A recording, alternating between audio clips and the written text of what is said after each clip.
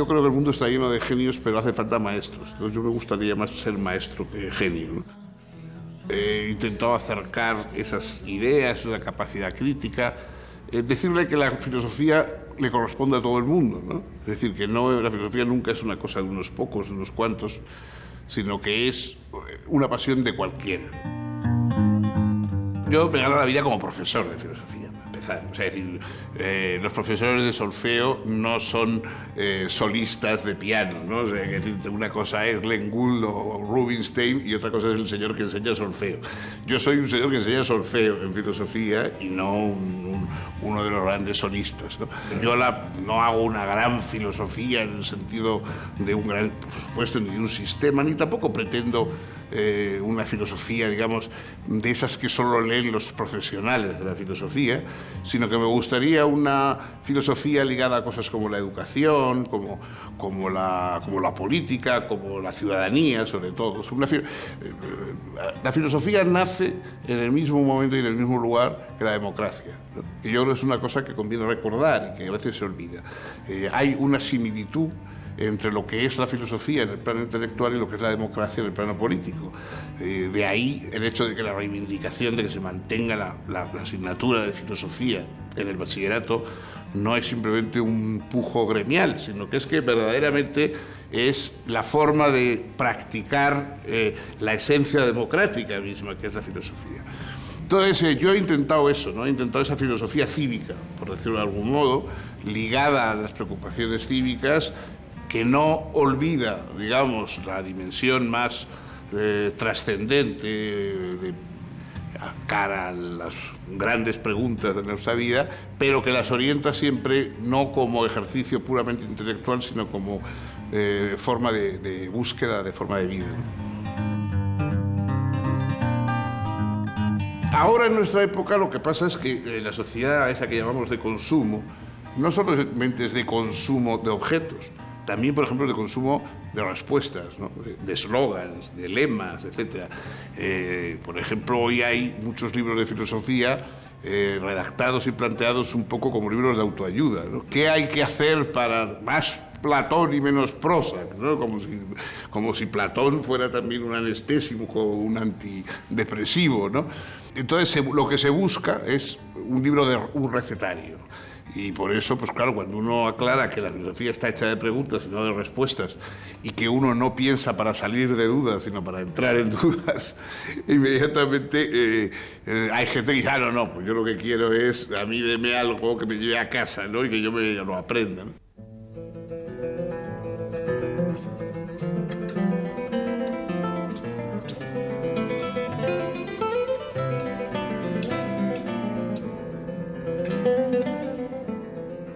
En uno de sus prólogos para un libro, Borges dijo: me enorgullezco más de los libros que he leído que de los que he escrito, ¿no?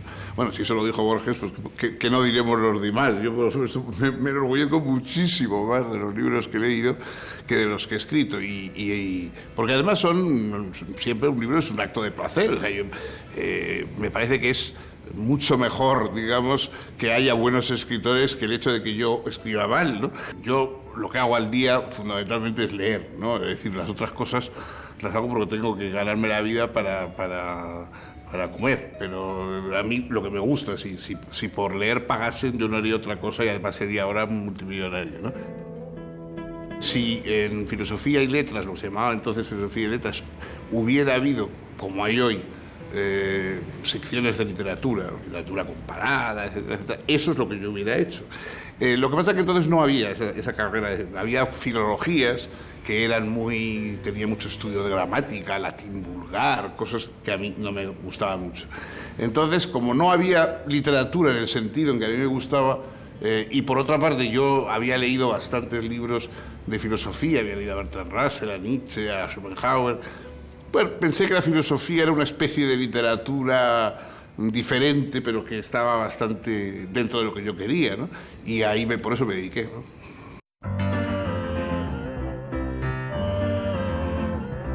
Es un gran divulgador de la filosofía, que no vulgarizador, ¿no? Y bueno, ha hecho, yo creo que más que nadie en España en este terreno, ¿no?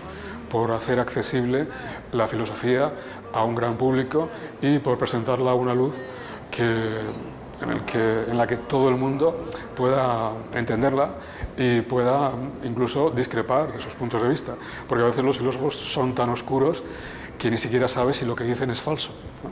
En el caso de Sabater, por lo menos, eso lo tiene resuelto. No simplemente tiene ocurrencias, butade, sino que las argumenta muy bien sus novedades intelectuales. Esto siempre ha sido lo que más me ha atraído de Sabater, la capacidad que tiene para defender en solitario posturas propias. No es un académico barbudo y sentencioso, sino que se transmite continuamente a sí mismo en todo lo que dice y en todo lo que escribe, ¿no? Tiene una facilidad especial para que conozcas cómo es, incluso antes de haberlo visto en persona, ¿no? Sabes que es una persona alegre, sabes que disfruta de la vida, sabes que es una persona que aprecia la libertad, y esto lo sabes por la forma en que escribe. Varias veces he repetido esa frase de Maurice Merleau-Ponty que decía: nunca me repondré de mi incomparable infancia, ¿no? Entonces, pues yo también soy un convaleciente permanente, pero nunca me he repuesto del todo de la infancia. Y yo pues la tuve por el abuelo y además muy vinculada a la imaginación, sobre todo. Yo no he sido nada precoz, o sea, no... Me encantaría esa gente que me dice: no, yo me hice lector porque a los 8 años me regalaron En busca del tiempo perdido y luego cuando tenía 15 leí Crimen y Castigo y tal. Pues nada, yo leí a Salgari, a Guillermo Brown, a Stevenson, por supuesto, a Kipling. Lo malo es que lo sigo leyendo igual. O sea, que la gente dice: yo también leí a Salgari, y digo: sí, pero que yo lo leo ahora. No entonces.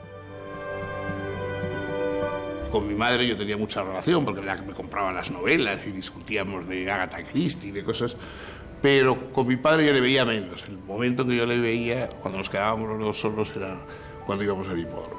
Entonces, pues, las dos aficiones de mi vida, que han sido los libros y los caballos, todos son de origen familiar. O sea, Freud conmigo lo tiene muy fácil. Todo ese mundo transcurrió hasta los 12 años que yo me vine aquí a Madrid. Mis padres, vamos, mi padre que era notario se trasladó aquí a Madrid, sobre todo pensando en que, claro, entonces no había universidad en el País Vasco, entonces ellos querían que estudiáramos, pensaran, no, éramos una familia muy acorazada de esas, entonces la idea de que un hijo se fuera a estudiar solo, tal, era un trauma familiar espantoso. Probablemente no lo habría sido para el hijo, pero sí para los padres. Y entonces, pues mi familia se trasladó a Madrid para estar seguros de que cuando yo llegara a edad universitaria podría estar en mi casa, ¿no? Y para mí eso fue el desarraigo mayor, el exilio de dejar San Sebastián y venir a Madrid. Eso fue el mayor disgusto que tuve en mi vida, ha sido ese. Eso sí que nunca o sea, para mí fue la expulsión del paraíso, la llegada a un mundo que no me gustaba, que no me interesaba. De hecho, nunca he logrado tener una relación positiva con Madrid, que por otra parte no es una ciudad ni mucho menos tan desagradable, pero nunca he podido tener una ciudad, porque para mí siempre es el lugar del exilio, el lugar al que vine forzado, etc., ¿no? Y en cambio San Sebastián, con todos los problemas y con todos los líos que yo he podido tener allí, para mí es la Disneylandia espiritual. Es el sitio donde yo voy y me encuentro siempre bien, ¿no? Yo no había sido una persona, digamos, muy política. Por supuesto, entonces, bueno, la política, digamos, la política antifranquista pues siempre venía de la mano del marxismo, sea que fueras del Partido Comunista o que fueras simpatizante, etc. Yo, en cambio, a mí me gustó mucho desde joven leer a Bertrand Russell, entonces, que era, digamos, un tipo de socialdemocracia, la inglesa, escéptica, irónica, etc. Y entonces, no, yo no fui nunca de ningún partido, yo más bien mis simpatías eran... o sea, yo más que un revolucionario siempre he sido un revoltoso. Entonces, a mí lo que me gustaba era la revuelta, no la revolución. A mí me hizo escritor Franco, ¿no? Porque claro, me metieron en la cárcel, me echaron de la universidad. Entonces yo tenía 20 y muy pocos años, estaba recién casado, entonces me habían echado de la universidad, bueno, pues algo tenía que hacer para ganarme la vida, ¿no? Me fui a este periodista del antiguo periódico de Madrid, el que volaron en su día, y le pregunté por favor si podían dar ahí trabajo, ¿no? Entonces yo le dije que yo entendía de carrera de caballos y que podía hacer muy bien las crónicas. Él me dijo que esa sección ya estaba cubierta. ¿Y qué otra cosa? Pues yo dije, hombre, pues yo podría hacer crónicas de libros de ensayo, que yo creo que eso es una cosa más rara, menos frecuentada. Pues muy bien, y ahí me metí, ¿no? Cuando yo tenía 20 años, yo lo que quería era pues contar mi visión de las cosas, entonces tomaba el libro como pretexto para y para hablar de otras cosas, ¿no? Y de hecho, pues entonces todas mis supuestas críticas de libros en realidad eran mini ensayos míos sobre esas mismas cuestiones. De modo que el paso a escribir ya directamente lo que a mí me apetecía pues era bastante fácil, ¿no?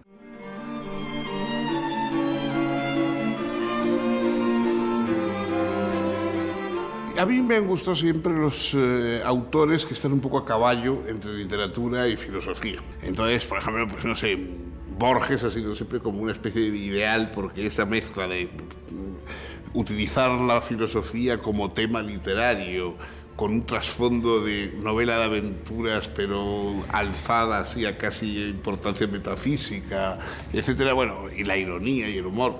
Pero luego efectivamente hubo otros autores, por ejemplo, primero Schopenhauer. Yo reconozco que quizá incluso cuando en el nihilismo de acción hay Nietzsche, por supuesto, pero hay quizá más Schopenhauer, ¿no? Porque Schopenhauer fue el primer autor que leí y tal. Después Nietzsche, al que he sido devoto durante mucho tiempo, ¿no?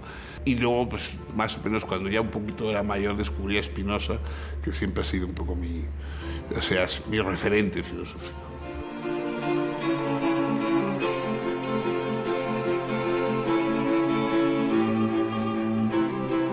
Esa mezcla de razón, pasión, de la idea de que la naturaleza o la sustancia o Dios son lo mismo y que a partir de ahí es donde vamos deduciéndolo todo, que no hay una diferencia entre mente y cuerpo, sino que los seres humanos vivimos las mismas cosas en la mente y en el cuerpo, etcétera. Eso y otras tantas cosas que tiene Spinoza, la idea de alegría, ¿no? de que realmente no es que debamos ser buenos para buscar la alegría, sino que cuando somos alegres cuando somos buenos, ¿no?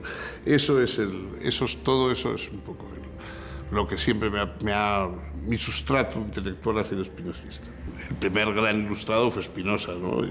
Y de hecho todos los ilustrados posteriores siempre le tuvieron especial reverencia y verdaderamente los ilustrados, en la ilustración, la idea de que la razón humana, la libertad, el placer, etcétera, son lo que las sociedades deben estar basadas en eso, en una búsqueda de conocimiento, de placer, de alegría compartida, de libertades, de igualdad, etcétera. Bueno, siempre me ha parecido que la ilustración es una buena idea. El papel de la mujer, también en el 18, es cuando la mujer empieza a tener un verdadero papel intelectual y crítico, ¿no? Yo todo eso, en fin, ya te digo, la ilustración es mi época. Yo creo que Fernando Savater se ha dado toda la libertad que ha querido, es decir, para no mantenerse dentro de una identidad que fuera un auténtico corsé que le constriñese a no evolucionar. Pero sin embargo yo creo que sí que hay un hilo conductor. Hay un hilo conductor que yo destacaría como un hilo modernista, en donde coincide tanto Nietzsche como Baudelaire. Fernando Savater siempre ha defendido un yo desculpabilizado y ese yo desculpabilizado tiene una fuerte tensión una tensión que armoniza entre el placer del propio goce, del goce del yo, y evitar el sufrimiento de los otros. Yo creo que en Fernando Savater se da la paradoja, además la paradoja es una figura retórica que a él le interesa mucho, que intenta aunar un profundo pesimismo y un profundo dolor, ¿no?, por las injusticias sociales que él ha criticado en debates continuos que ha tenido en los periódicos, con una profunda alegría, con un profundo goce. Yo creo que el coraje es una dimensión intelectual imprescindible. Es decir, si uno no tiene coraje, verdaderamente el pensamiento se convierte simplemente en un rompecabezas, nada más, que es un poco, por otra parte, lo que es para muchos, ¿no? O sea, es un rompecabezas mejor o peor dispuesto, con más o menos gracia, pero simplemente un rompecabezas. Además, como con eso ya basta para que te den una cátedra o tal, pues la gente no se busca más líos, ¿no? Pero para que el pensamiento vaya más allá del rompecabezas, hace falta un coraje personal, y eso es lo que le da un poco fuerza. Y yo, en ese sentido, creo que es imprescindible.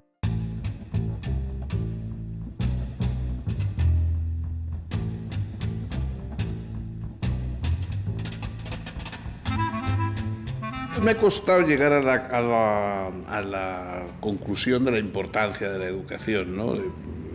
Para todos. O sea, es decir, que la ciudadanía está ligada a la educación, que no hay democracia sin educación, que la educación, en contra de lo que ahora oímos cuando transmite valores, etcétera, no puede ser un patrimonio exclusivamente de los padres, ni mucho menos, porque precisamente yo creo que uno de los principales objetivos de la educación es salvar a los hijos de los padres, o sea, salvar a los hijos de la condena de que tengan que ser como sus padres obligatoriamente, y presentarles otras alternativas y otras posibilidades, ¿no? Y luego, pues verdaderamente sin educación no puede haber función. O sea, la democracia ya tiene bastantes dificultades para funcionar, pero si no hay educación, o sea, yo creo que hay dos enemigos fundamentales de la democracia, que son la miseria y la ignorancia. No es que yo diga que la educación va a resolver todos los males de la humanidad, pero es verdad que en la solución de cada uno de los males hay una dimensión de educación. No en todos, no siempre, no en términos absolutos, pero es básica, y por lo menos yo, desde luego, me he dedicado fundamentalmente a eso.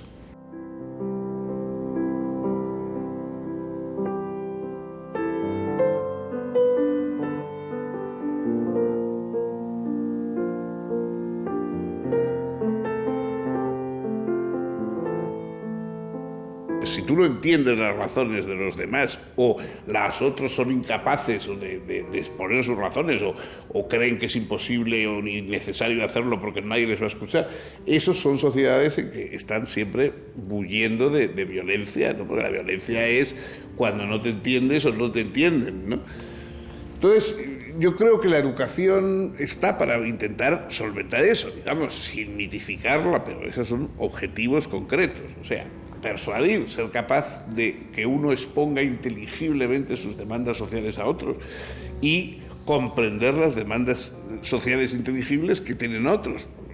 Sin eso no hay democracia. La democracia parlamentaria es parlamentaria porque la gente persuade y es persuadida. Claro, es verdad que viviendo en nuestros parlamentos es difícil recordarlo, pero de momento es así, y sería importante que hubiera una generación futura, ¿no?, que recordara verdaderamente ese sentido del parlamentarismo, que parlamentarismo no es superposición de sectarismos como pasa hoy, sino la capacidad de persuadir y ser persuadido, ¿no?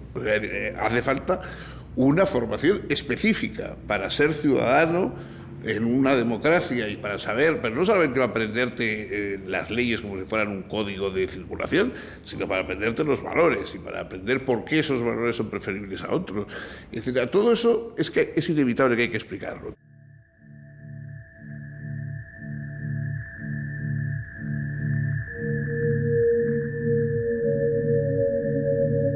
La persona capaz de una reflexión moral sobre su libertad, etcétera, etcétera, es más persona, más libre, etcétera, que la persona que no tiene nunca esa reflexión y que actúa imitando al vecino. Pero eso no quiere decir que el mundo vaya a mejorar. En las peores dictaduras hay personas admirables éticamente. En cambio, una buena política evita las dictaduras. O sea que entonces yo creo que cuando se dice que hay que combatir los males políticos con ética, es como si se dijera que hay que apagar los incendios forestales con agua bendita. Pues no, o sea, es decir, no hay que ir con un hisopo de agua bendita a apagar el incendio forestal, sino apagarlo con los medios debidos. Y lo mismo la política se contrarresta la mala política con buena política. Y luego, no con una comportamiento moral, sino con un buen comportamiento político que tiene sus propios valores. Hay un tipo de ética personal, que es que un político no puede ocupar un puesto público para robar o para beneficiarse. Eso sí que, ahí sí que es una cuestión para el político ética, es decir, no abusar. En cambio, para el resto de la población no es un problema ético, que eso es un poco lo que tampoco logra entender la gente. El sinvergüenza que ha metido la mano en la caja y se lleva el dinero, ese sinvergüenza tiene un problema ético, pero el resto de la población lo que tiene es un problema político. Cómo se lo quita uno de encima, cómo lo sustituye por otro y cómo impide que el que venga pueda hacer eso mismo, ¿no?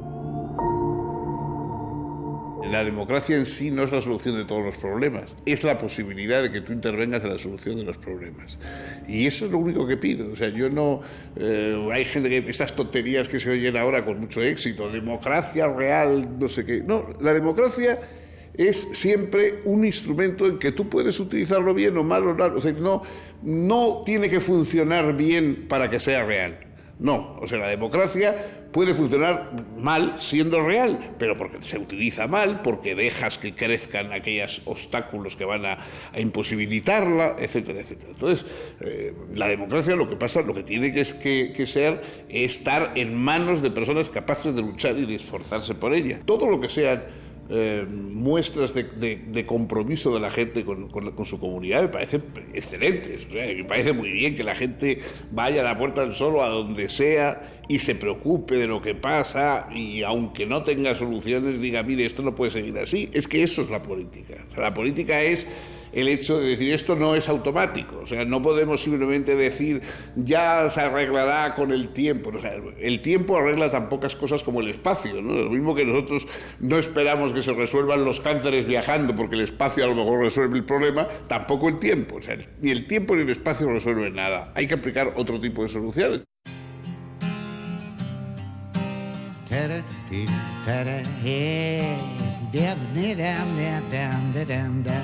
Es una figura del pensamiento y de la cultura del siglo XX, y mordiendo también verdaderamente fundamental. Esa figura marca toda una parte de la historia de España con una enorme importancia, es de una enorme importancia.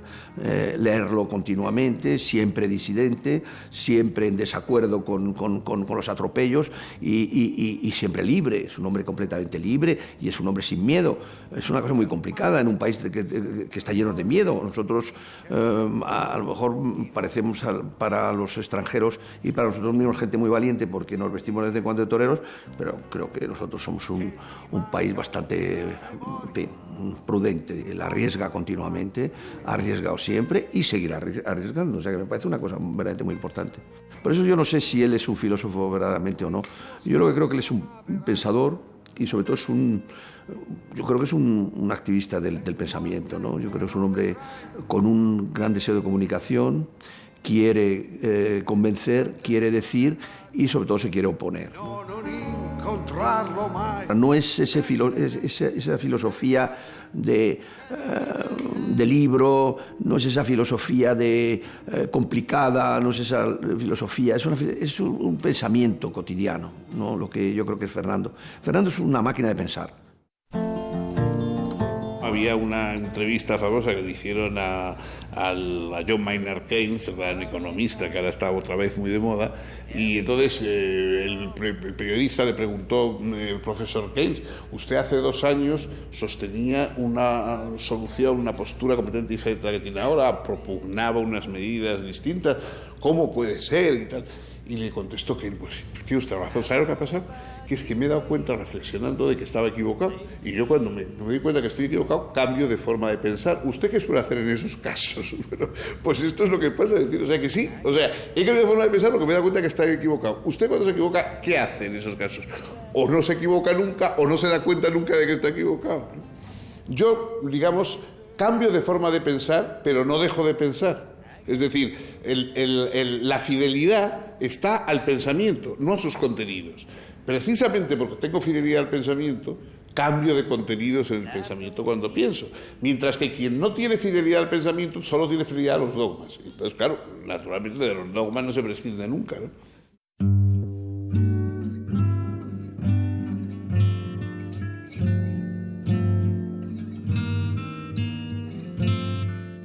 me encantaba porque destruía todas las razones de vivir y sin embargo seguías vivo, lo cual me parecía muy tonificante, porque claro, yo creo que la gente que se suicida porque cree que hay que vivir poniendo condiciones. Es decir, si me quiere Purita, si me toca la lotería, no sé qué, viviré, si no, me suicido. Entonces, claro, pues al final terminas suicidándote porque siempre falla alguna cosa, ¿no? Mientras que tú dices, no, yo vivo porque a mí lo que me gusta es vivir, y si luego encima me quiere Purita, me toca la lotería, pues fíjate qué bien, ¿no?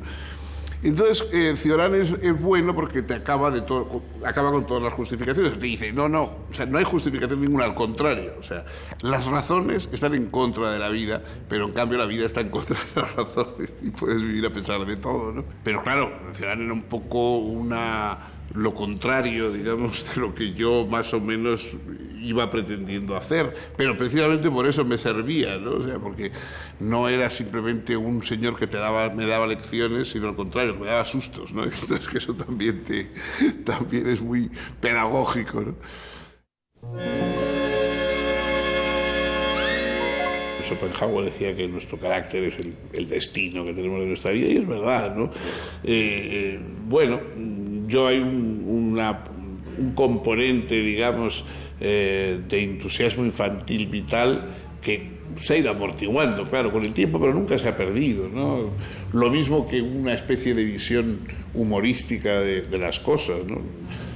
Don Miguel de Unamuno tenía un sentimiento trágico de la vida y yo he tenido siempre un sentimiento cómico de la vida. Eso no he podido remediarlo. Claro, el que realmente cree que la vida es una broma está, por decirlo suavemente, mal informado, ¿no? O sea, que lo que pasa es que a veces la comedia es comedia a pesar de lo que sabemos e incluso a partir de las cosas más terribles que sabemos. Yo creo que esa especie de decir que la muerte es... que hay, si hay vida después de la muerte. Primero, si hubiera vida después de la muerte no sería muerte. Y yo creo que la pregunta es si logramos que haya vida antes de la muerte, ¿no? Esa es por la vida de antes de la muerte es por la que tenemos que luchar. Wittgenstein, por ejemplo, decía eso. Decía, bueno, a lo mejor uno se muere y luego pues te despiertas, digamos, en otro sitio y allí también tienes miedo de morirte.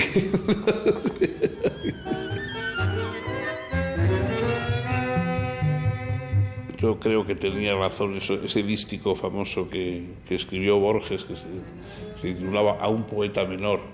Y decía, la meta es el olvido, tú has llegado antes. Bueno, pues yo creo que la meta es el olvido, unos llegan antes que otros, pero todos vamos a llegar al mismo sitio, ¿no? Me gustaría que quizá, digamos, no un recuerdo personal, sino que se recordaran las cosas que para mí han sido valiosas. Que se recordara la educación, que se recordara la razón, que se recordara la compasión y que se recordaran las carreras de caballos. Durante una época uno sueña con lograr un futuro favorable frente a la posibilidad del futuro desfavorable. Cuando has llegado a cierta edad sabes que el futuro siempre es desfavorable, por lo tanto eso ya está resuelto. Entonces ahora lo que tienes que hacer es intentar dedicarte al presente. Y el presente, pues para mí es eso, pues la carrera de caballos que voy a ver, la copa que me voy a beber, la persona a la que voy a saludar o acariciar, eso y nada más.